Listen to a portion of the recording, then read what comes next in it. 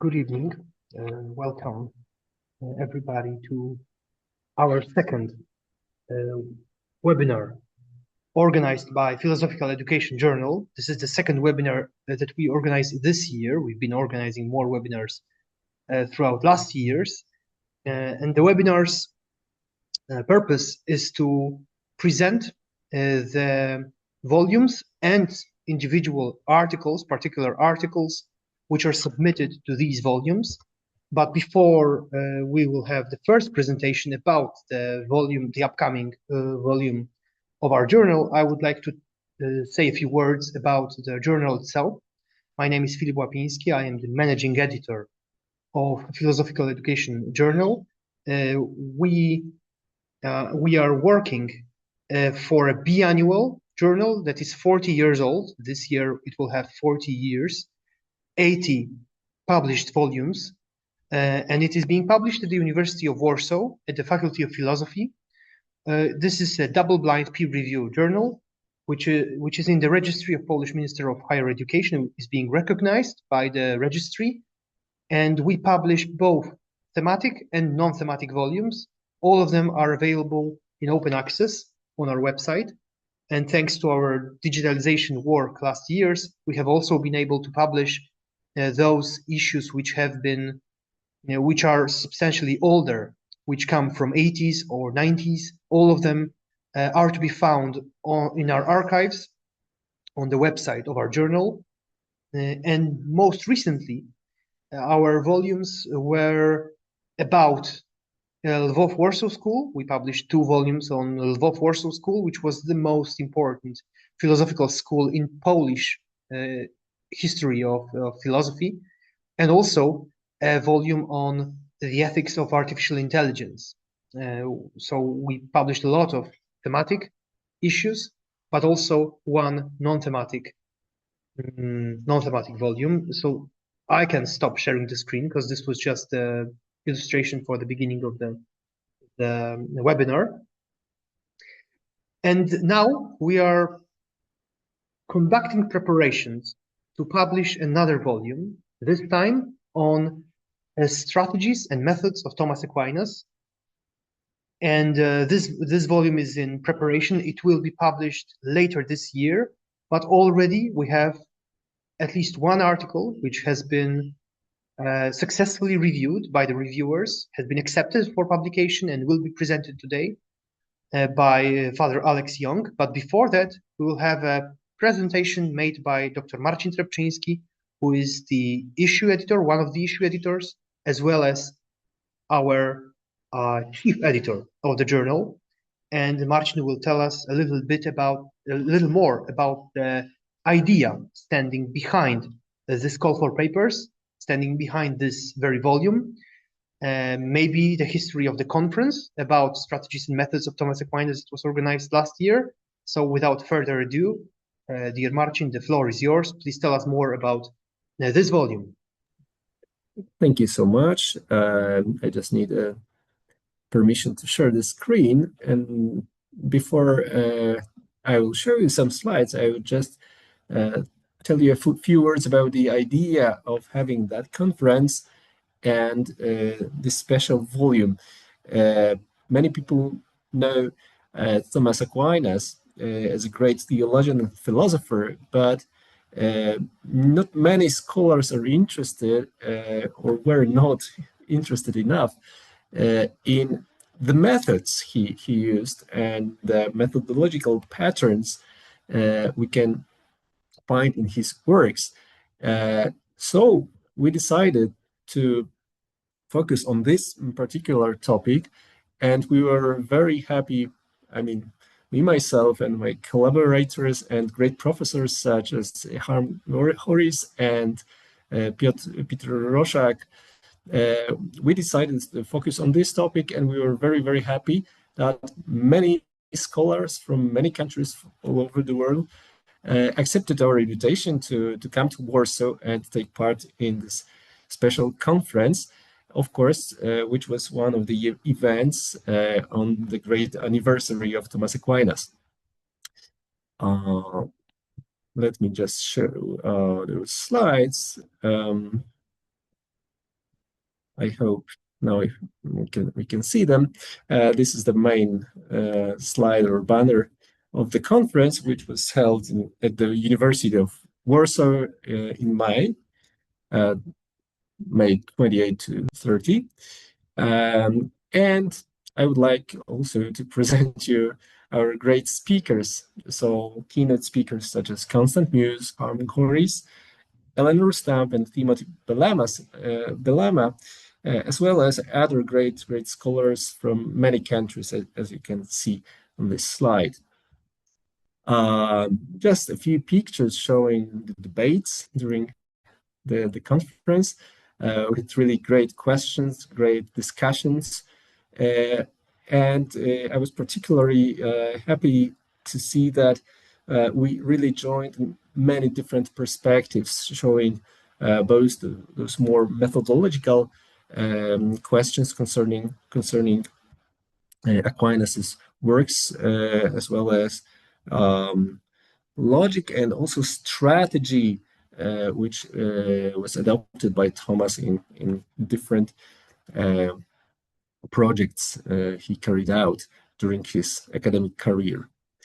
And here in the last picture, we see also our today's speaker, Father Alex Judson Yeung. If you're interested in seeing more details concerning this conference, please click on this link or just scan the QR code.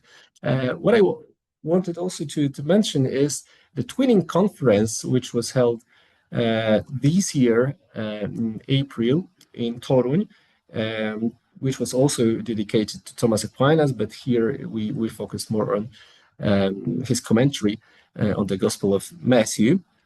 But it was in a strict collaboration. Also, it was organized by Father Piotr Roszak, and here just two pictures showing this conference. Here we can see Father Roszak, the main organizer, together with other participants and organizers. And year ago, when we finished our conference, we also decided to invite the speakers to send their articles to those two journals, Biblica Patristica Toruniensia and Edukacja Filozoficzna. And in fact, we succeeded. So our volume is a fruit of this conference. We have collected a few articles which will be published together in the volume mentioned by Filip Łapinski, including the paper published or prepared to be published by Father Yeung. Here you can also scan the QR code or follow the link to reach our website, Edukacja Filozoficzna, where you can find quite soon the volume we mentioned, as well as other interesting volumes mentioned by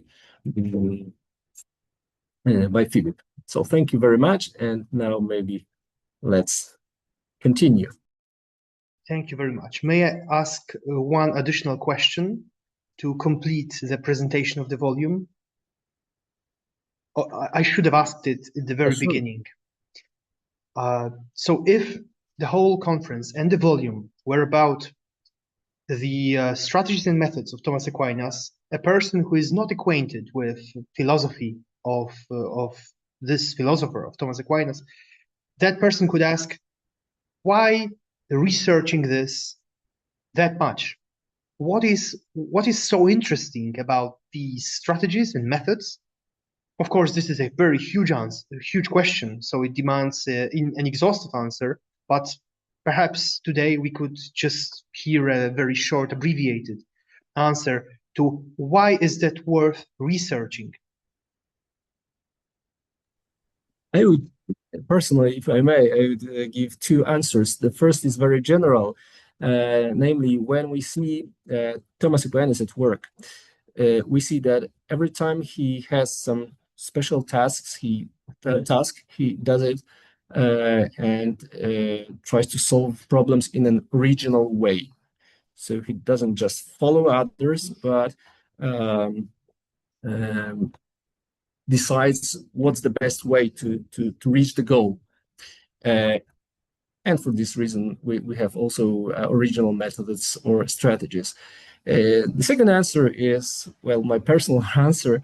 I personally say that he is the one who uses logic a lot, and this is for me a particular part of his method. When he finds it important, he can even provide us with really very deep logical analysis, for instance, of some reasoning that he can find when we analyze the gospel, for instance, the Gospel of John, in Jesus's words. Yeah, so for me personally, it's just part, but very important part of his method, which is quite original. Thank you very much. Now, having said that, we can proceed to the presentation of one of the articles from our volume about strategies and methods of Thomas Aquinas. Article that has been, as I've said at the beginning, already reviewed, and after receiving positive reviews, it was accepted for publication. So we can already say, even though there are still a few months before publishing the volume, we can already say that the article that will be presented in a moment will appear in the final version of the issue.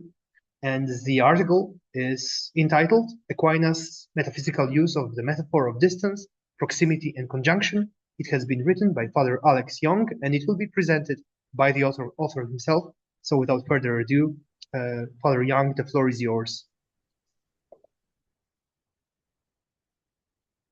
Well, thank you very much. At the outset, I'd like to express my gratitude to the organizers of this webinar and to the editorial committee for this gracious invitation to participate in this kind of launch of the issue of philosophical education. I'm very happy to be with you all. I recognize obviously Marcin and Father Timothy and other esteemed colleagues. So thank you so much for this generous welcome. Thank you as well for allowing me to showcase or this discrete contribution to this issue, a work entitled Aquinas' Metaphysical Use of the Metaphor of Distance, Proximity and Conjunction. My research actually is in the philosophy of religion and in Thomistic metaphysics, especially with regard to the field of Thomas's understanding of the intensive notion of actus essendi. Although I am sensitive to contemporary issues, and in particular, in this article, in an interrelation or interaction between Thomas's metaphysics and conceptual metaphor theory, as developed by George Lakoff and Mark Johnson. So I think a kind of a new orientation. What sparked my interest in this theme actually was a paragraph that comes from the first chapter of an early work of Thomas Aquinas entitled Contro Impugnantes. It's a intellectual defense of the mendicant religious orders in the medieval university, 1256. And in this early work, Thomas has to, at the beginning, define what he means by religion. And as you can see here, he defines religion, relegatio, as that which involves a rebinding, something that implies that something binds to that to which it was initially joined, and from which it has begun to distance itself.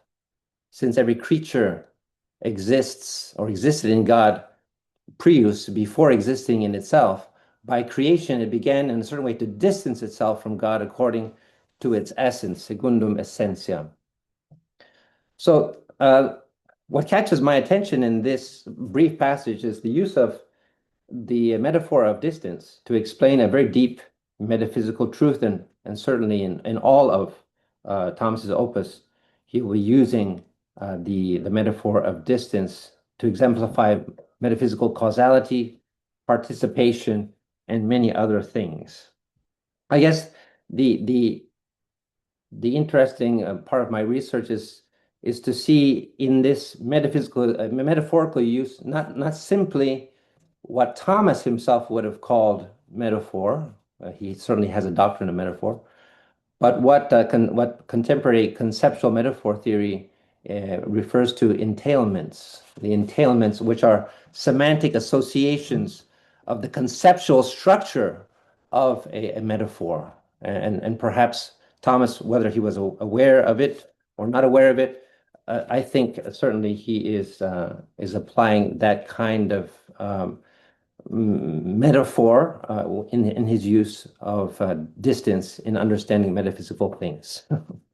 So what I wanted to do briefly in this presentation is to simply talk about the source domain of the distance metaphor, which is the physical domain and its conceptual entailments, and to apply it to metaphysical domain with regard to metaphysical causality, ontological intermediaries, and ordered operation of being. So the angelic doctor, when he states that analogical words take their meanings from that which is better known to us, quod nos, to then be transferred to signify things less evident to us, even though they perhaps are more intelligible in themselves, quod se, this can be applied to the word or the term distancia, or distance.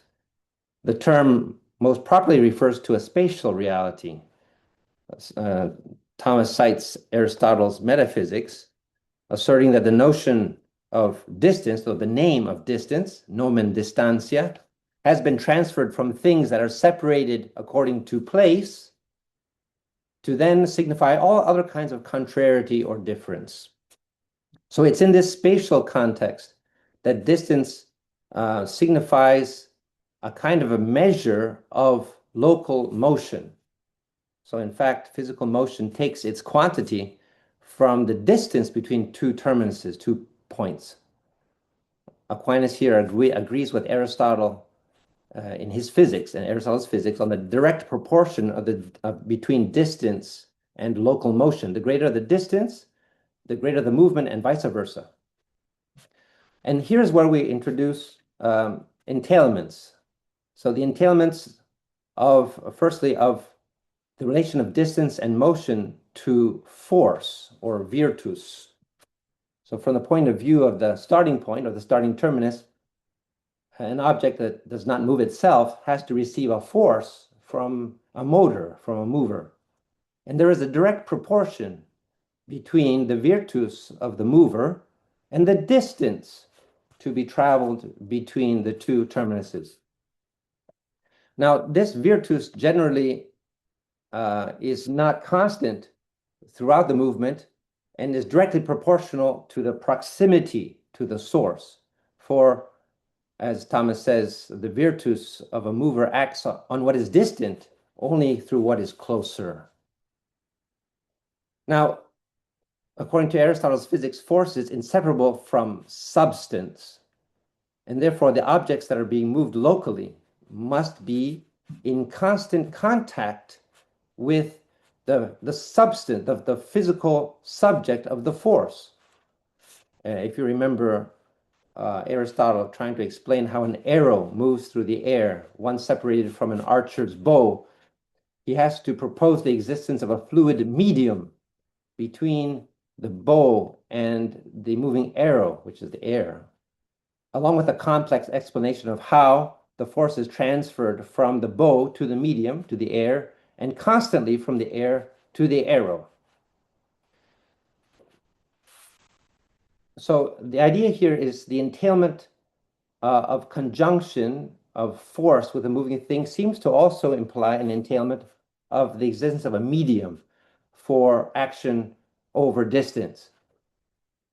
And then the final entailment has to do with the fact that conjunction entails also proximity of the moving thing to the force, the closer one is to the mover, the greater one will participate in the force or the virtues of the mover. So that briefly is, let's say, the source domain of our distance metaphor. And it includes this conceptual structure, which at minimum asserts a quantitative relationship between 2 points. But when combined as a measurement of local motion, the metaphor entails a number of different things. It entails the gradation of causal force inversely proportional to the distance in the direction of the movement, where those objects in contact or conjunction to the source participate more in the perfection than do distant objects. The metaphor also entails the presence of mediums, which are necessary to transmit this force over distance, albeit in a diminished way, and which must be conjoined to both the subject, the source of the movement, and the object of movement. So Thomas applies this distance metaphor, this conceptual structure, to his metaphysical proofs. So, for example, the famous fourth way for the demonstrating the existence of God in the Summa Theologiae. And there he remarks that we observe that there are things that share a common perfection, but in different degrees. And what is the cause of this observation, that there are things that have a common perfection and different degrees? Well, it is that they are at different distances from a common source, and the proportion of their degree of sharing in the perfection is proportional to their distance from the source. So, for example, he gives the example in the fourth way of sharing in heat. If we're in a room, for example, and there are different objects in the room that have a different heat, and they're hotter and colder, well, we know that there must be a source of heat in the room, and the hotter things are going to be closer to that source. So we actually know the direction, the orientation of the source, because if we just follow things that are hotter and hotter, we're going in the direction of the source of that perfection, which is heat. Now, this obviously is just that example is simply a metaphor. That's a metaphor which tries to exemplify a metaphysical participation, in particular, participation of grades of being in a necessary measure and source of being. So in general, we observe that there are things that have grades of being, and therefore they must be closer or further away from a source of being, because being in the metaphysics of St. Thomas is the perfection of all perfections. So in general, the simpler something is, the simpler something is, the less composed it is in being of what can be limiting in being. So less composed of act and potency, the closer it will be to the source of being, to the first cause of being, and thus participating more in being, and therefore in greater ontological perfection, creative power, and in perfection in operation. So in this sense, ontological distance is a metaphor for measuring ontological perfection, or perfection in being. All creatures participate in God's essence by an imperfect similitude.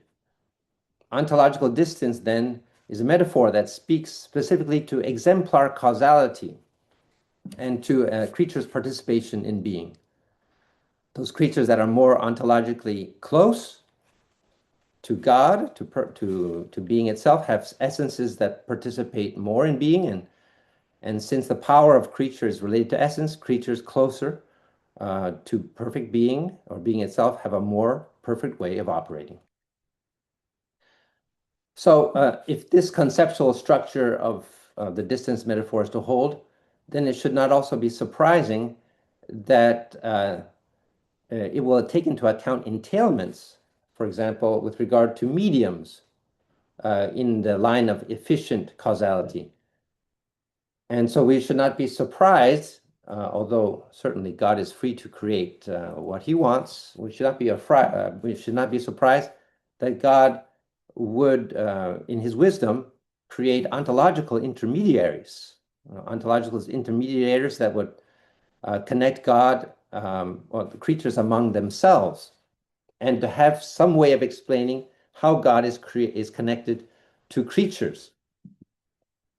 I didn't really want to go into this kind of excursus, but the medium that connects God to creatures are the divine ideas, even though divine ideas are not really distinct from God himself.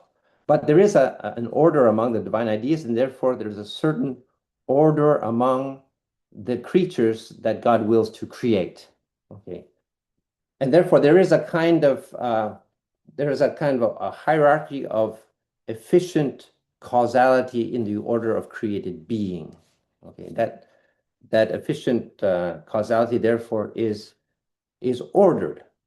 We can say that the distance metaphor in efficient causality talks about the conveniencia of the creation of these hierarchically ordered ontological intermediaries, where ontological distance would correlate to differences in ontological creative power in these created beings.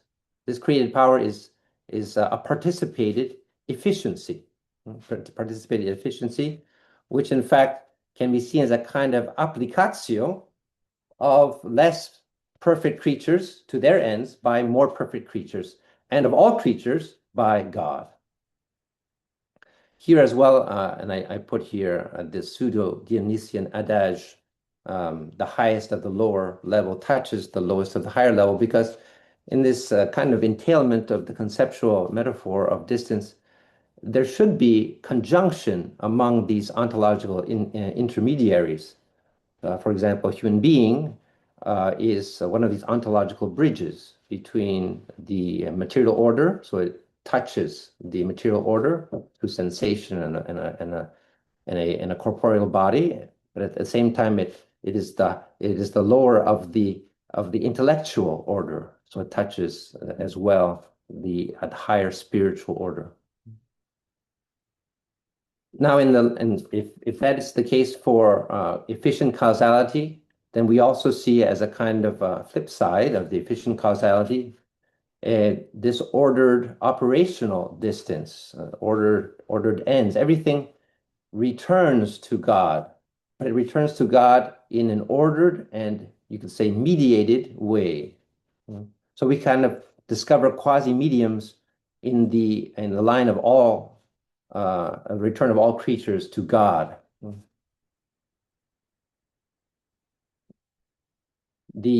In general, this medium, with regard to final causality, is the medium between the essence of a thing, the form, and its operation, which is none else than the actual essence of the thing, understood as its order to operation, which is called the nature or the inclinatio of a thing.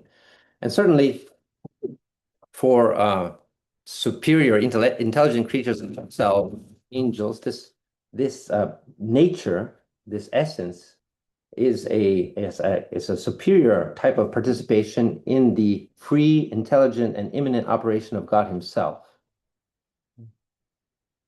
I guess what I would like to underline here is that all other creatures have a certain kind of order, in the sense that they are ordered for their being used. It sounds pretty instrumental, but there's a kind of, if there's a causal applicatio of lower substances by higher substances, then inferior creatures in fact are ordered in their being, in their nature, to be used by superior creatures for the final end of each creature and of the whole universe in general. So just to conclude, some concluding remarks here.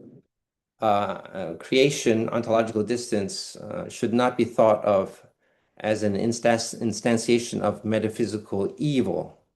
I say that because certainly distance as a metaphor can also be applied to, could be applied to moral distance. That's a whole other area of research of this application of this distance metaphor. But just the fact of having a multiplicity of beings should not be construed as metaphysical evil, but rather posed as a shared goodness and a shared creativity. So this giving of distance by participating in efficient causality opens up the possibility even of an existential order, especially in free creatures, where the creatural operation is properly referred to the free creature itself. So if we're asking, what is the cause of our moral decisions, especially if we do good or do evil, it is imputable to the creature itself in the existential order. This is not to say that there's not in the transcendental order. God also obviously is supporting that creaturely operation, but participation in efficient causality opens up this existential order in free creatures. Also, creation should not be understood only as producing a multiplicity of creatures, but rather an ordered causal network. So we can really talk about an ecology of the universe. There is a real cosmos. I think that comes out as well in this distance metaphor, the entailments of the distance metaphor. Finally, I conclude with some limits, possible limits of the metaphysical use of the distance metaphor. First, I'd like to just comment that metaphor here does not mean poetic. Okay, it's not just a literary metaphor. Distance is an analogical concept that refers to metaphysical causal realities. Okay, so the use of these examples should be understood as truly analogical. We need to use analogical concepts to refer to metaphysical realities. So there's something true with regard to the rational use and the reasonable logical use of these metaphors. And then I would say there's also maybe an excessive use of these metaphors, in the sense that sometimes we can get caught up in the entailments. So here, ontological distance is a real relation only in the creature. So we should not get confused here. If we talk about, remember the law of Newton's law of thermodynamics, that every movement causes an equal and opposite movement in the mover, and therefore if God moves things, then he has to be moved himself. No. Ontological distance is a real relation only in the creature, relative to God and to each other. And then also entailments of causal conjunction may be erroneously interpreted as a quasi-mechanistic conjunction between the first efficient cause and the creature. And I think here is where we could fall into Heidegger's ontotheological critique of metaphysics in general, where he thinks that Western metaphysics, including Thomas, he thinks of God as just one ens among many, even though a very powerful and superior one, but simply an ens. But it's a metaphor. The distance metaphor is a metaphor, and ipsum esse in Thomas's metaphysics is a separated, transcendent first cause of all creatures. Okay, I'll leave it there. Thank you very much for your attention. Thank you very much, Father, for the interesting presentation. Of course, as always, we are ready to hear any questions that you may have to the author, and author, I'm sure, is also ready to answer those.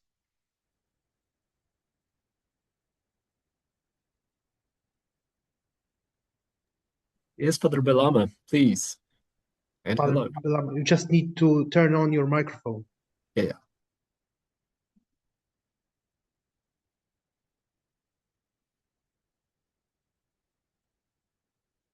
Your microphone is turned off, Father.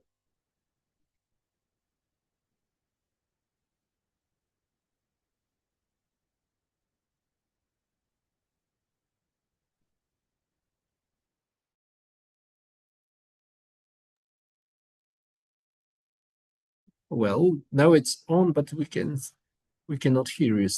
It's So turned on, but still we not hear. Yes. yeah.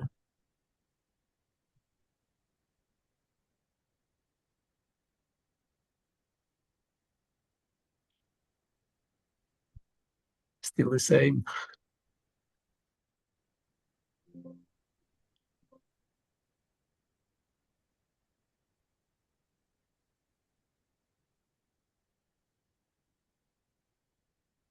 Maybe there are some other settings, and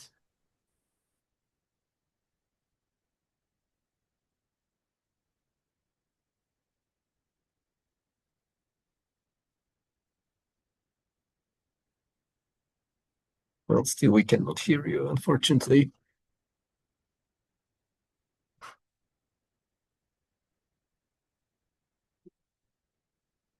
It is. No, there Still is nothing. absolute silence.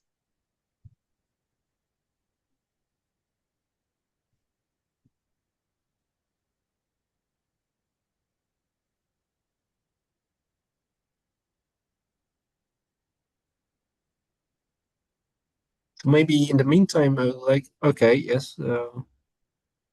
Okay, let's use chat. Yes, sure.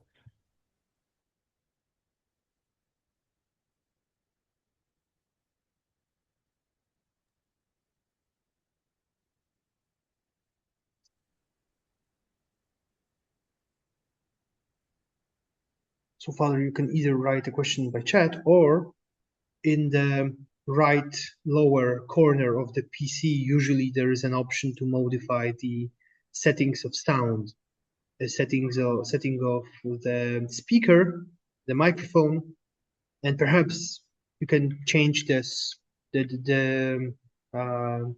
device that records you, and maybe that will help. Or write a question by chat, as Father Young has suggested.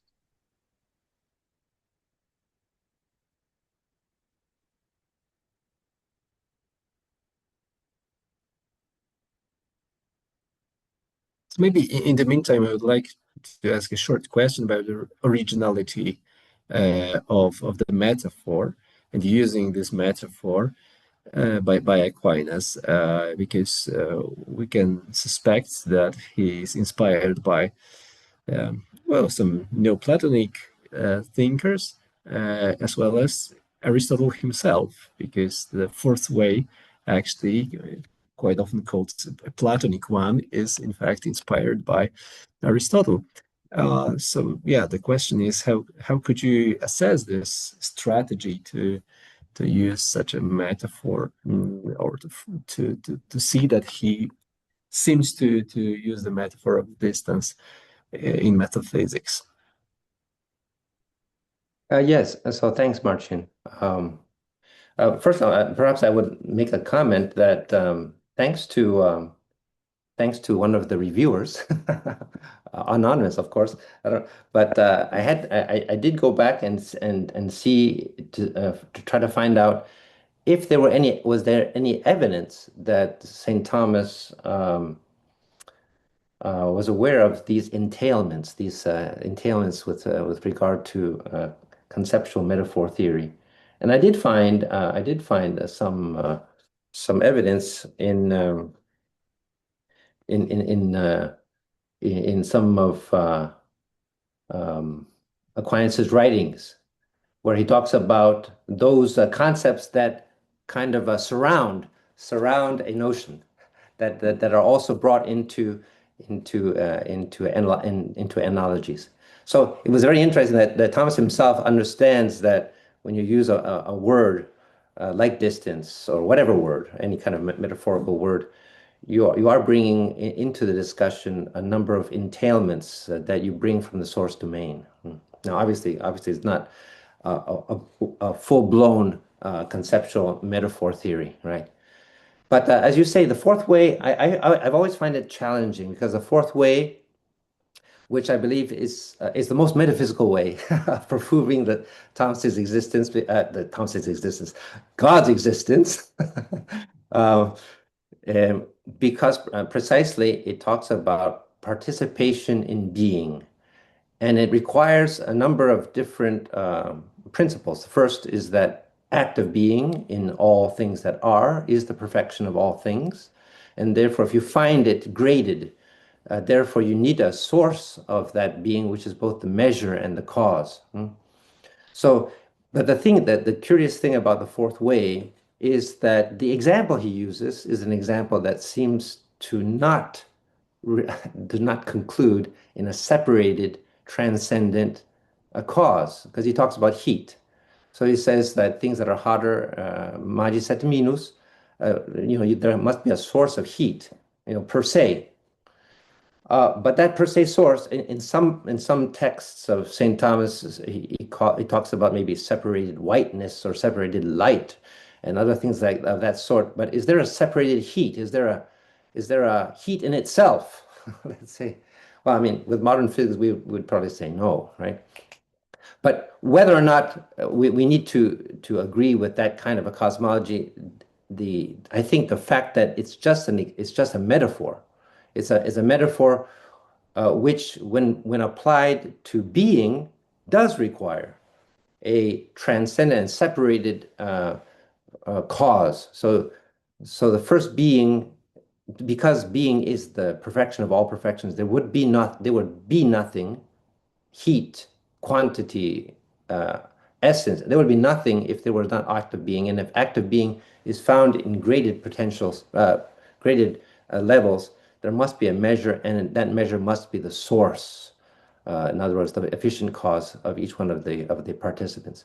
So I think that's a very interesting. So whether it's Aristotelian or whether it's Neoplatonic, it seems more Neoplatonic on one sense, but the example is Aristotelian. Let's put it that way.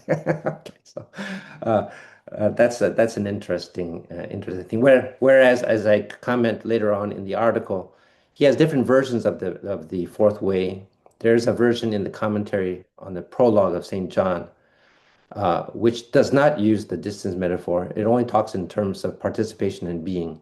So that is a clear example of this Neoplatonic way without the interference, let's say, of possible entailments of a distance metaphor. Thank you so much. Thank you very much. Father Belama, if you want to ask the question by chat or if you manage to turn on your microphone, that would be a good moment to ask it.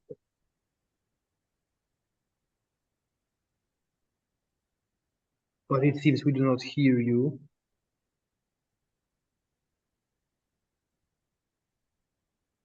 So, do you feel that you will be... Yeah. Okay. If you can put it to the screen, perhaps we will be able to read it.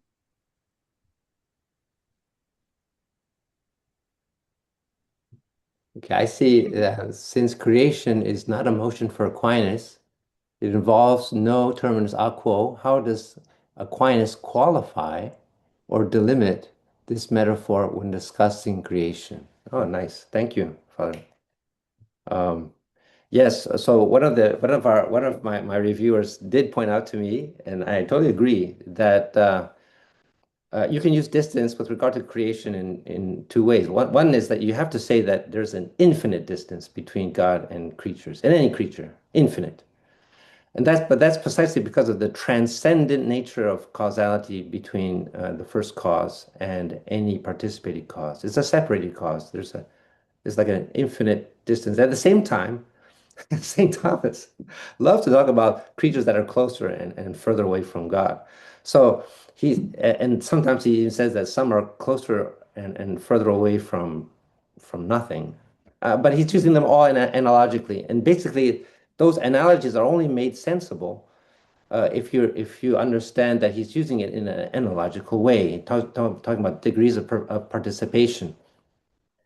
And therefore, yes, there is no movement, and therefore, that's why I said at the end, my concluding remark is that we have to understand that that's where the metaphor breaks down.